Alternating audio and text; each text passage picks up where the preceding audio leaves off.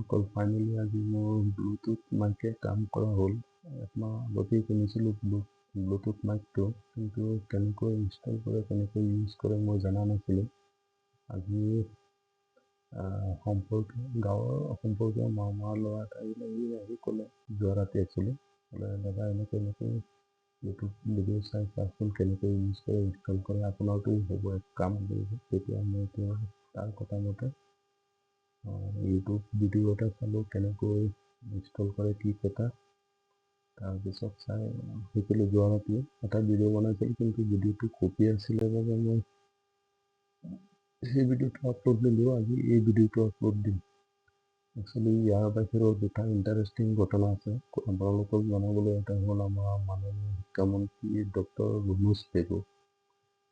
বৰ্তমানতো গুণোৎসৱ চলি আছে স্কুলবোৰত। গুণোৎসৱনো কি মই নাজানো। এই বিষয়ে ল'ৰা ছোৱালী আৰু শিক্ষকৰ উৎসাহ দেখিলে এনেকুৱা লাগে যে কিবা এটা অনুষ্ঠান, মানে যেনেকুৱা বিহু পাৰ্টি হয়, পিকনিক গ'লে যেনেকুৱা হয় তেনেকুৱা লাগে, বা স্কুলত কিবা ফাংচন হ'লে। একচুৱেলি গুণোৎসৱ কি মই নাজানো, তেনেকুৱা লাগে আৰু। মোৰ ছোৱালী চৰকাৰী স্কুলত যায়, মই গম পাওঁ তাই সাজি কাচি যাব, সোনকালে যাব, কিবা কিবি কৈ থাকে। গুণোৎসৱ কি নাজানো। গুণোৎসৱ যদি শিক্ষাৰ মানদণ্ড উন্নত কৰিবলৈ বিচাৰিছে তেতিয়াহ'লে বেলেগ কথা, কিন্তু গুণোৎসৱৰ জৰিয়তে শিক্ষাৰ মানদণ্ড উন্নত হৈছে বুলি মই নাভাবোঁ। কাৰণ আমাৰ মাননীয় শিক্ষামন্ত্ৰীগৰাকীয়ে ডক্টৰ ৰণোজ পেগুৱে এজন টিচাৰক নিউজত ওলাই আছে, এইবোৰ ছ'চিয়েল মিডিয়া নিউজ পৰ্টেল এইবোৰত ওলাই আছে, বা ইউটিউব চেনেল। এজন শিক্ষকক কৈ আছিলে একাৰ কেই প্ৰকাৰৰ। শিক্ষকজনক দাবী ধমকি দি আছিলে, তেওঁ শিকাই আছিলে একাৰ বোলে 2 প্ৰকাৰৰ। আমি গাঁৱৰ মানুহ, আমি ইমান নাজানো। গাঁৱলীয়া স্কুলত আমাৰ ছাৰসকলে শিকাইছিলে একাৰ 1 প্ৰকাৰৰেই হয়, কিন্তু প্ৰয়োগ হয় 2 প্ৰকাৰে। কেতিয়াবা একাৰৰ ওপৰত মাত্ৰা বহে, কেতিয়াবা নবহে। এইবোৰ পণ্ডিতসকলে জানে, মই ইমান পণ্ডিত নহয়, গতিকে সেইবোৰত নাযাওঁ। কিন্তু মুঠতে আমাৰ শিক্ষকসকলে, শিক্ষাগুৰুসকলে যি শিকাইছে সেইমতে একাৰ 1 প্ৰকাৰেই হয়, 2 প্ৰকাৰৰ নহয়। আৰু এটা আমাৰ শিক্ষামন্ত্ৰীগৰাকীৰ এইটো চাই থাকোঁতে আৰু এজনলৈ মনত পৰিলে, সেইটোলৈ পিছত গৈ আছোঁ। কিন্তু গুণোৎসৱৰ দ্বাৰা শিক্ষাৰ মানদণ্ড উন্নত হৈছে নে নাই ক'ব নোৱাৰিম, কিন্তু একচুৱেলি হয়, আমাৰ দিনত শিক্ষা ব্যৱস্থা একেবাৰে বেয়া আছিলে। বৰ্তমানৰ মুখ্যমন্ত্ৰীগৰাকী শিক্ষামন্ত্ৰী হৈ থাকোঁতে অলপ শিক্ষাৰ মানদণ্ড উন্নত হৈছে বুলি ক'ব লাগিব, এইটো স্বীকাৰ কৰিব লাগিব। এতিয়া ডক্টৰ ৰণোজ পেগুৰ যোনটো মন্তব্য শুনিলোঁ, সেইটো শুনাৰ পিছত একচুৱেলি আমাৰ মাননীয় প্ৰধানমন্ত্ৰীগৰাকী ভুলতে ওলাই গ'ল।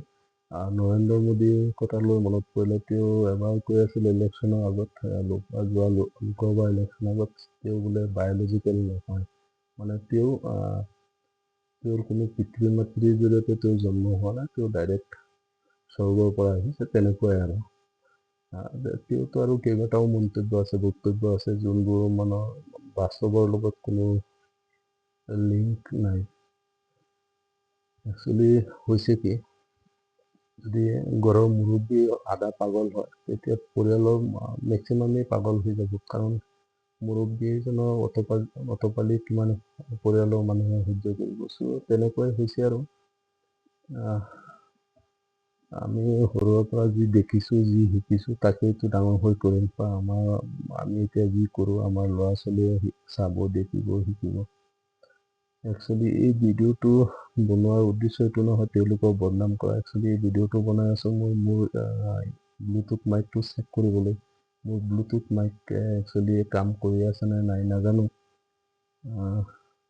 কিন্তু আই হোপ ইটো লওক, এয়া কাম কৰিব। কিন্তু যিকেই নহওক, গুণোৎসৱনো কি আপোনালোকে জানিলে জনাব।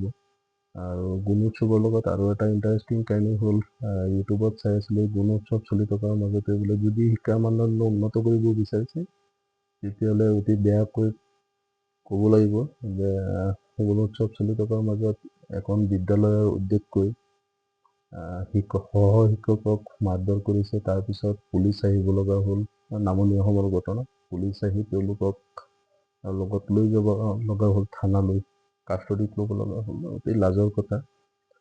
শিক্ষাগুৰুসকলে যি শিকাব ল'ৰা ছোৱালীয়ে তাকেই শিকিব, ছাত্ৰ ছাত্ৰীয়ে।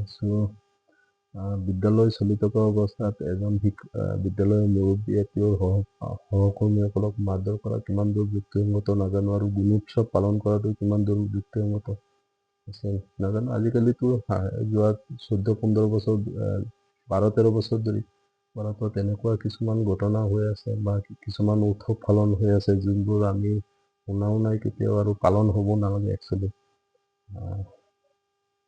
যি কি নহওক, মোৰ ব্লুটুথ মাইকটো টেষ্টিঙৰ বাবে এই ভিডিঅ'টো বনালোঁ।